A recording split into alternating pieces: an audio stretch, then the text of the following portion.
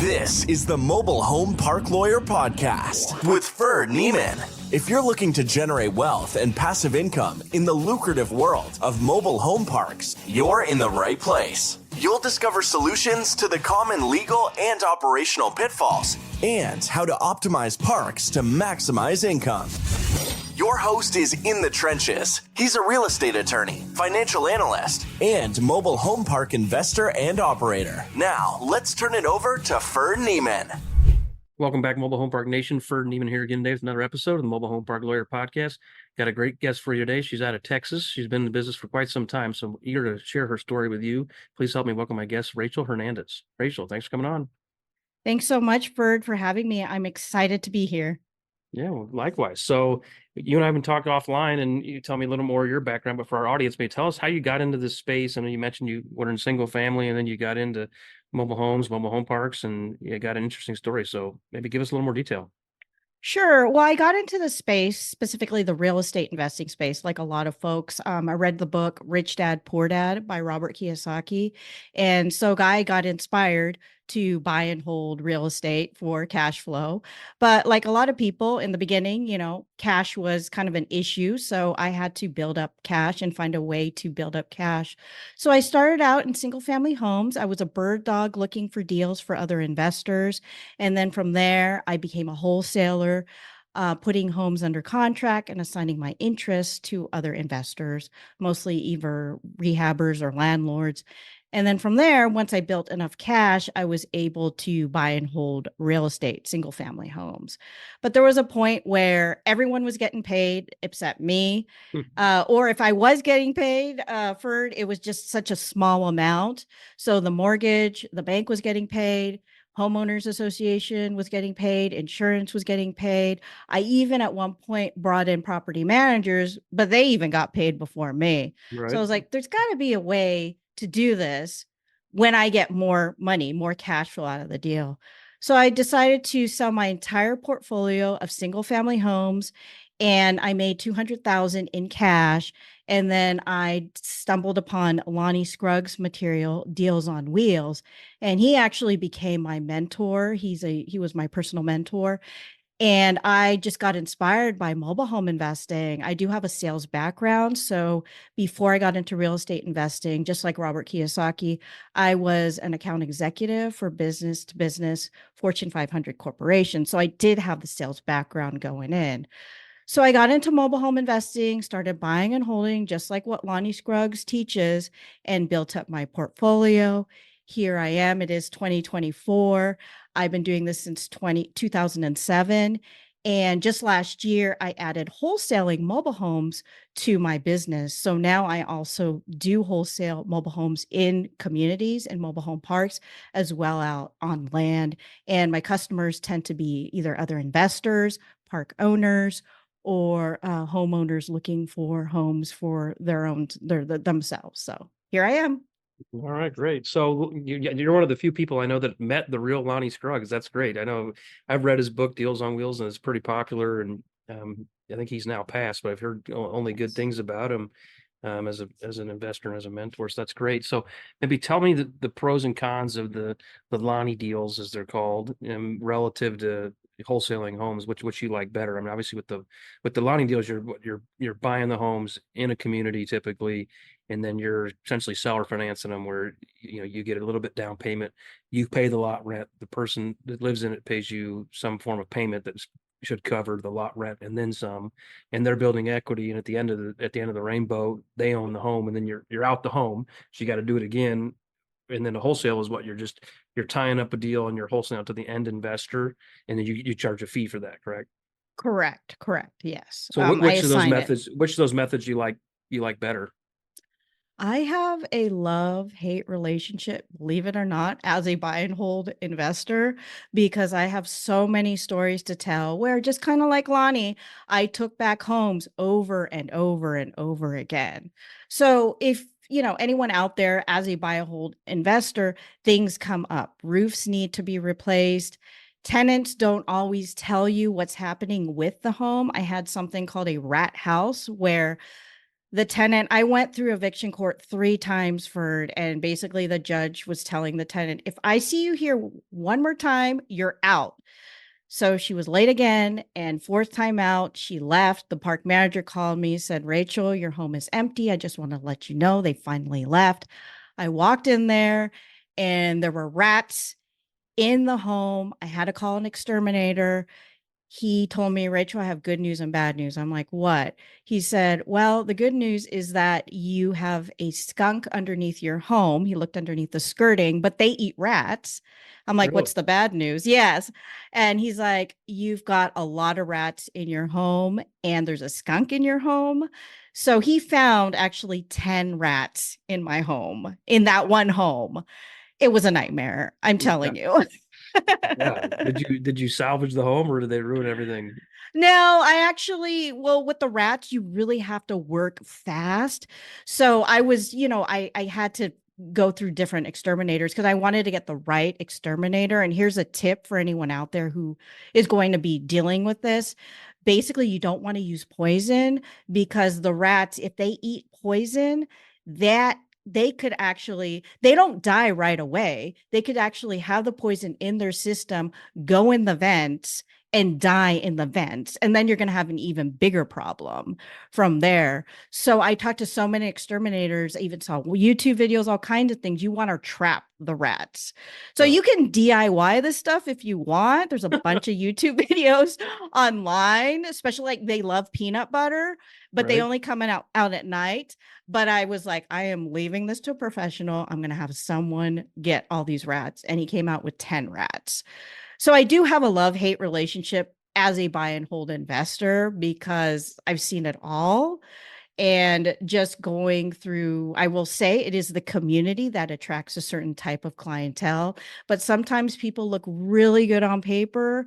They have like a great job, they have a great landlord, but things come up. And in this specific case, her and her husband, they split up, they got divorced. And then so she had all kinds of excuses. We were even in court, in the eviction court, and she was telling a judge that, believe it or not, there's mold in my property. And I said, you never told me there's mold. And she's like, I have pictures. And the judge says, where are the pictures? She's like, I got to find them. There was no mold in the property.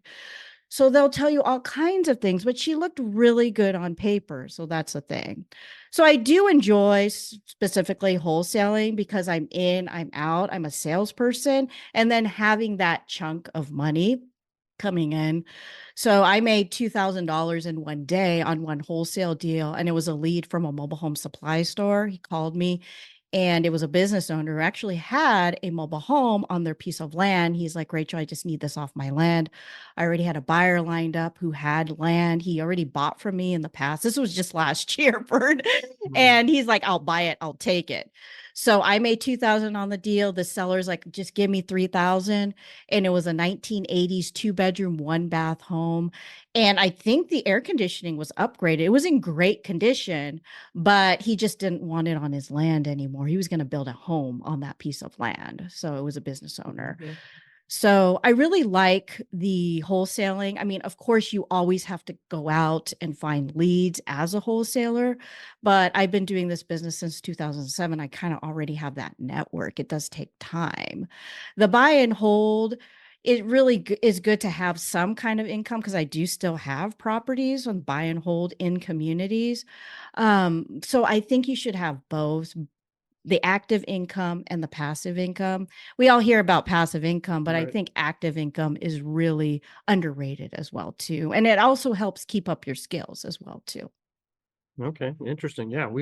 I've not done a lot of the wholesale on myself. I did it single family back in the day, but we buy from homes from wholesalers, periodically. So how do you find the end buyers, and how do you find the original people that you buy from? And then how's that conversation go? Do they know you're wholesaling it for a fee, or is it more like, no, this is, it's just kind of a hidden process? I'm curious how you do that. Sure, no problem. Well, in terms of the leads, I network, so I know a lot of the mobile home dealerships in the area, and I go straight to the manager because the manager has a team, and so his team comes up. Well, this person wants to buy a new home, but they have a used older mobile home that they need to get rid of, and he will. I've actually done, believe it or not, I've done presentations where I've brought donuts for the whole dealership and had a whole presentation at their sales team meeting. And this is what I do. And if you have anyone, because all they care about for it is the commission on the new home. They could care less on the used home, you know. So it's just kind of because they always tell me we are in the new home business. We are not in the used home business. So I'm talking about big dealerships, Clayton, Palm Harbor, Titan, all the big ones, right? The big ones. They could care less about the older used homes. But at the same time, it's really important to have a good relationship. I do it specifically with the sales managers because the sales representatives, they come and go. They may not be working there anymore. So I've had it where like I had a sales representative, I've been working with him maybe for a year or two and he's not there anymore. I eventually get to the manager who's been there for a while, but they have people calling looking for used homes to buy using cash to be putting on their land. A lot of them is homeowners, sometimes investors too. So they have an ongoing list of people who are calling all the time because when people think about mobile homes, they just go and call the dealership, you know. Right. So Yeah, no, that's where I come in. no, I think it's good to work with the retailers and the managers.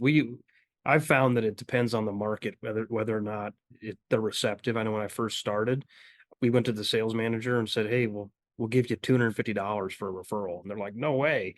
And then we got a couple of leads, and then I remember another time I was at a park, and there was a guy who was a transporter installer who lived in the park, and I said, "Hey," and by this time I knew the price had gone up. I said, "Hey, we'll give you a significant referral fee, anywhere from 2,000 to 5,000 for every home you give us." And he just looked at me and kind of laughed. He said, "The park down the street pays 10." I was just like, wow.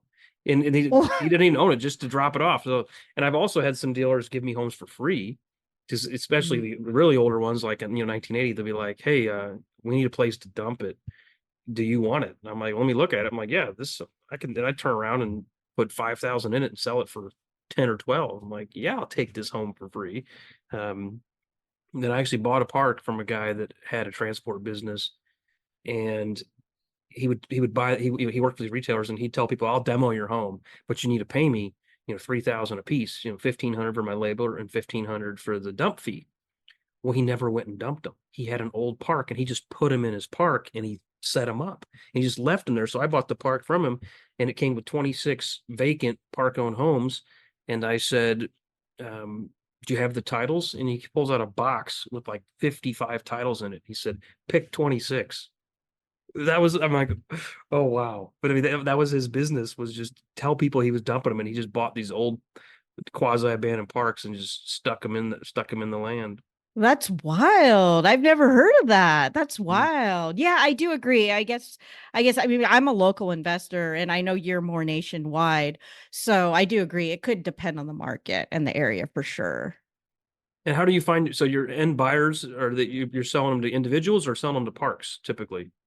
A lot of times they are actually either investors who have their own land, or I've had parks ask me, like, what do you have? But a lot of times they have really specific specifications, and also year and age and all that. Right.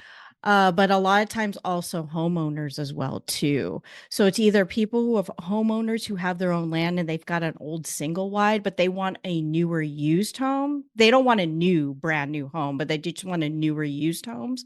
I just closed on one a couple of weeks ago and it was a double wide and they wanted a newer used home.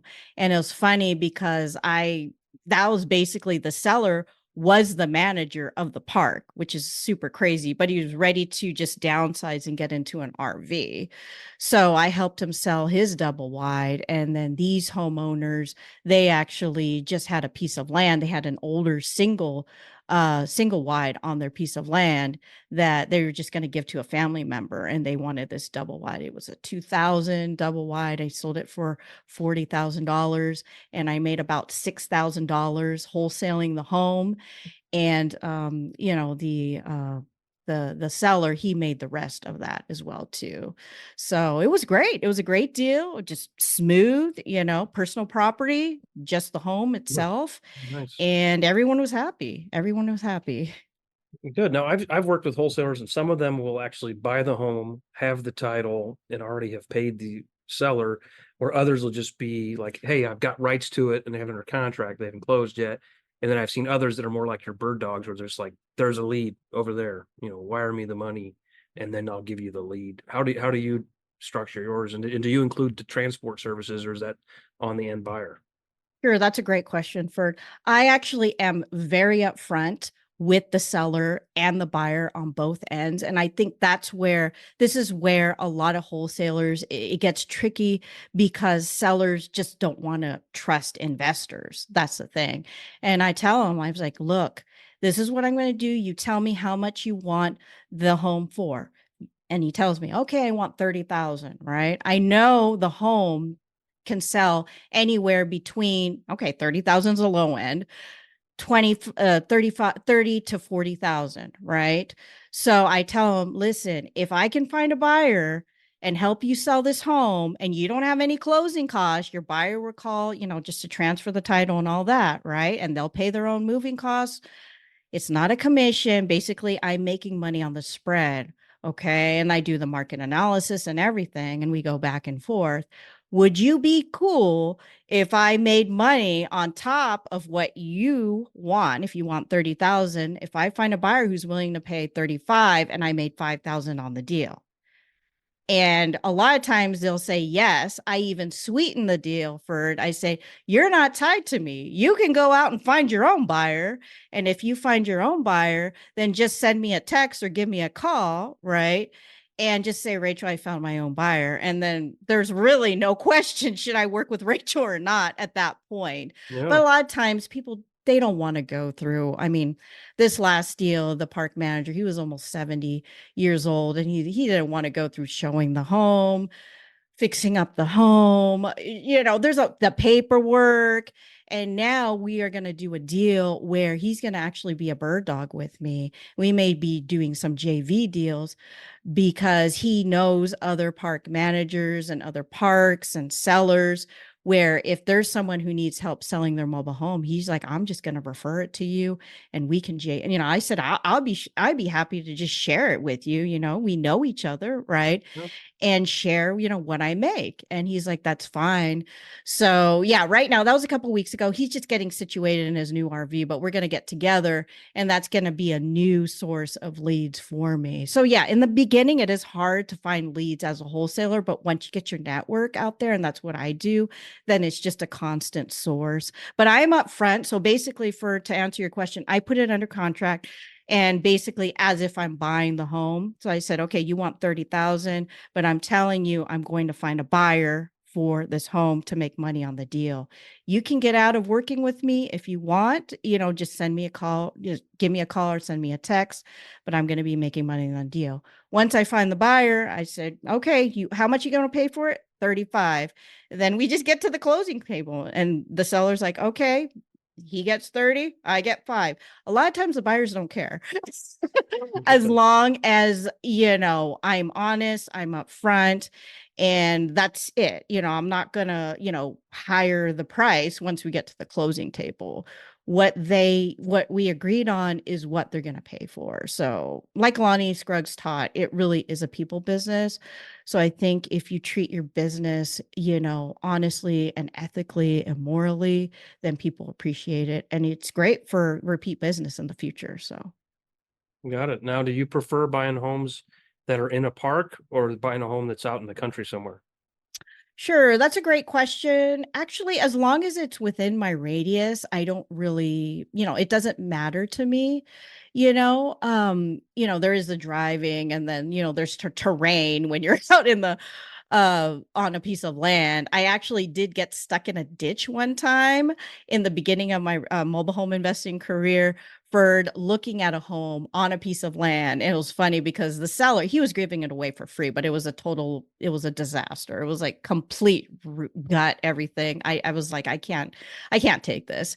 He's like, when you back out of the driveway, now this was on a piece of land, just go straight backwards because you don't want to fall in that ditch because everyone does that. There was a ditch on the side. Unfortunately, I did that, and because I was turning, and he's like, oh my goodness, he got his truck stuck, I don't know what it was, a hook, and he's like, okay, now you go forward, I'm gonna pull you, but do not hit my car. He Oh, pulled me wow. out of a ditch. So that's the thing, but now I do have a truck. So I know it's not the best for gas, but I do have a truck for the business. So Yeah, I actually had a home one time I bought. It was a guy lived in a 2-bed, 2-bath home out on this nice looking farm, and he built this big mansion behind it. And he took him like 2 years. He built it himself, or him and his construction company. And then he wanted to sell the mobile home that it was right in front. He's going to get rid of it then. I said, that's fine. So we agreed on price, and it was like $7,000, and it looked like a great deal. And this is the lesson learned here was I didn't at the time think about aftermarket siding or roofing. So I got a bid from a transporter. He went out and looked at it. And he said, I can't haul this home. It's got 3 layers of roof on it, and it has aftermarket siding, so it weighed twice as heavy as it should have been. Because I'm not going to pull it. So I ended up calling like 5 or 6 more guys. Finally, I got a guy that would do it, but he made me weld on additional framing and beef it up. So luckily, I had a guy on my team that knew how to weld, so we did that. Well, then he came out and he said, all right, I'm not going to pull it unless you put a new roof on it. So I was like, you gotta be kidding me. And I had no other options. So I told the seller, I said, I have to replace the roof while it's in your yard. So I take a dumpster out there, take 3 layers of shingles off, re-roof it. Well, in the meantime, it had rained a bunch. So my guy came to pull it out, and he got stuck in the mud, and he just tore up this guy's front yard. So, and I had a crew of guys there for like 10 days between doing all the roofing and the welding and the transport prep, and then try again and try again. But I had a very upset seller. I was like, I can't do anything. He's like, get this thing out of my yard. And it was like, we finally did. And the guy got stuck. And then another home where it was like a little bit of a dip, and he tried to go over it instead of like taking the long way. And he bottomed out, and the home was suspended over this dip, and he had to go get it's called a platypus, like a special translift, and move it out of the way. But then he could put it back on flat ground and then hook it back up to his truck, and it bent the frame and all kinds of stuff. So I oh ended my up, I've goodness. had a couple times where transporters have ruined a home, and we had to get just an insurance claim on it. So definitely, transport's not for the faint of heart. Yeah, I actually tell people because people have contacted me, I'm moving a home, Rachel. Any tips? Always get trip insurance. You need to know the specific date. I use Foremost. That it's worth it to pay that, but they need the specific date once the home is going to be moved, just in case anything comes on. It's funny you're talking about equipment, because that home that I made $2,000 in one day on that piece of land, the buyer that I had, who is an investor with his own land, told me he had to pay $1,200 on top of the move to his mover because it was a really tight turn to get it out of there. And I'm just like, oh my gosh. And he's like, yeah, it's because my mover has to use a special equipment to make the turn. So there's a lot, with moving mobile homes. I've done it in the past, and there's a lot involved. I mean, once you do a couple, it's nothing, but you never know what's going to happen for sure. Maybe tell me a few more, maybe some tips or some lessons learned for people that are trying to do the same thing you're doing. I know you mentioned before you're in the Texas area. So I think one of the things you've been able to do well is know your radius, know your geography you want to handle, and then focus on the relationships and networking in that particular submarket. What other lessons learned or tips can you share with our audience?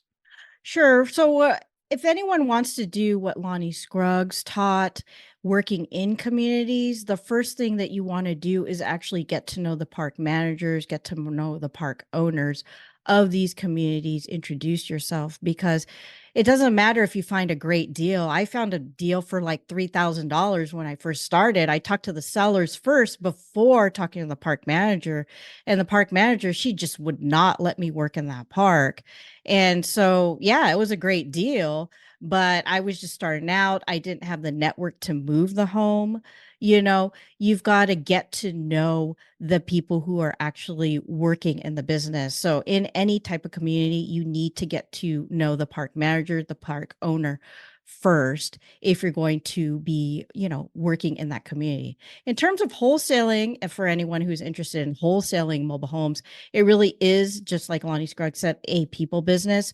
So the best thing, for me is really networking. Networking will get you ahead, above everyone else. And it's not that hard because people want to know who do they have to call, if they do need help to sell their homes, or, they'll talk to the park manager because, Ferd, when people are moving out of these mobile home parks, they have to give a 30, 60, 90-day notice to the park. So the first person who gets to know who's moving is actually the park manager or the park owner because they have to put it in writing.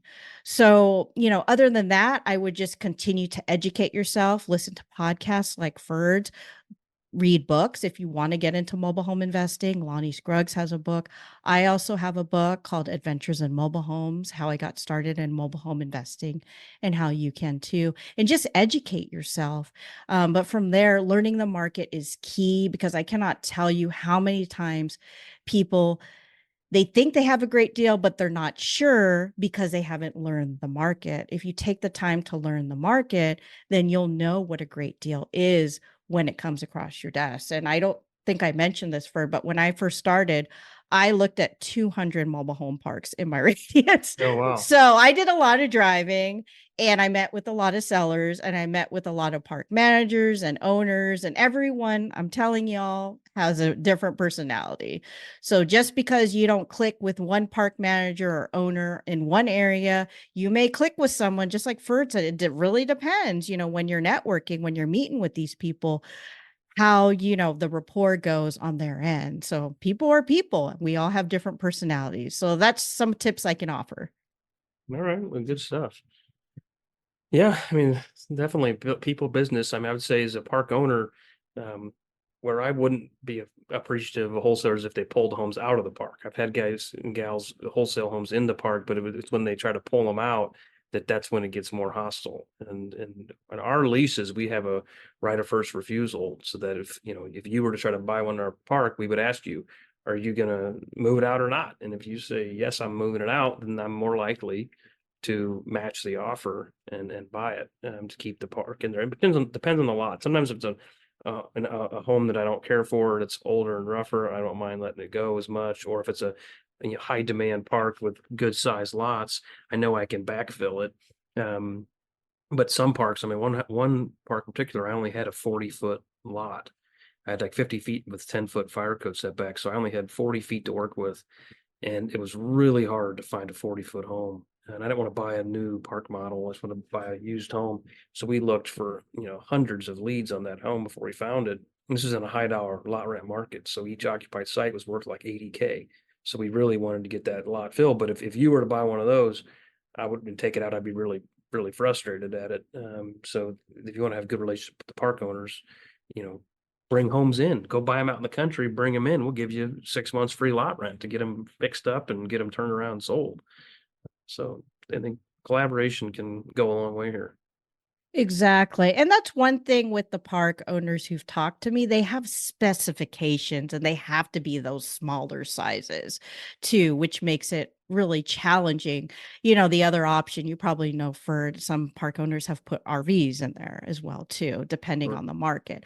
But I'm seeing a lot of parks. I mean, this is more the big parks because I do tend to work more in corporate owned parks, that they actually want new homes in the parks. And the people who've been living there for 20, 30 years, they're like, you got to get a new home. And so I'm working with a couple managers and they're telling me, no, they've got to, there was one and she's like, you guys either got to get a new home, like brand new from Palm Harbor, or you got to leave the park. So I helped them sell their home, and they were going to get a home from Palm Harbor, but I guess they decided not to, and they just left. So I am running more into that because the park wants to raise, and I understand, raise the value of the park in terms of if they're going to refinance or resell down the road. So I'm running into more of that in my experience. So I can see both sides of everything. So Yeah, no, I've seen there's actually a park nearby where I live, and we had a park nearby that we recently sold, but we brought 2 homes in from a different park, and the guy, the bird dog that found them, is like, hey, they're coming from this other park. And I was like, I'm not gonna tick those guys off. We're not taking those homes out of there. He said, no, the manager said you can have them. And one of them was free. It was like a 1989 home for free. They said, you got to move it up. I'm like, of course we're going to move it. And I didn't really believe him at first. So I had, one of my managers call and say, hey, we're looking to bring these homes, take them out of your park and put them in our park 5 minutes away. Is that okay? They said, yeah, we're just going to bring in a brand new home. We don't want the 1980s. And this was a really top-notch property. I mean, 500 sites and, single wides and double wides that were all pristine. So they're like, yeah, we don't care. Take the older ones. We're like, our park was kind of, more rough and tumble. Like, this is a decent home. We'll take it. I mean, it was safe enough to transport and everything. And but we actually coordinated with the other park to take their used inventory off their hands. I believe it. That's amazing. That's amazing. Yeah, you can make money on either way. I think just a lot of these, parks that do that, they just want to just raise the value of their park, get it appraised. I don't know what they're doing, refinancing. Of course, it's going to raise the tax value as well, too. So really depends on the park owner for sure, So I see it all. Yeah. Yeah. Well, great. Well, Rachel, this has been great. Where can people find you after this episode? How can they reach out to you? Sure. I have a website, adventuresinmobilehomes.com, where you can learn all about mobile home investing and my background. I also have a podcast, so I'm a fellow podcaster as well, too. And the name of the podcast is Adventures in Mobile Homes. So that's where you can reach me. If you have any questions, feel free to reach out anytime. All right. Thanks, Rachel. I appreciate it. Thank you so much appreciate it. You've been listening to the Mobile Home Park Lawyer Podcast with Ferd Neiman. Ready to learn more? Go to www.themobilehomelawyer.com for free resources and materials to help you succeed. If you love the podcast, go to Apple Podcasts, give us your review, and subscribe today. Thank you for listening. Neither the Supreme Court of Missouri nor the Missouri Bar reviews nor approves certifying organizations or specialist designations. The choice of a lawyer is an important decision and should not be based solely upon advertisements.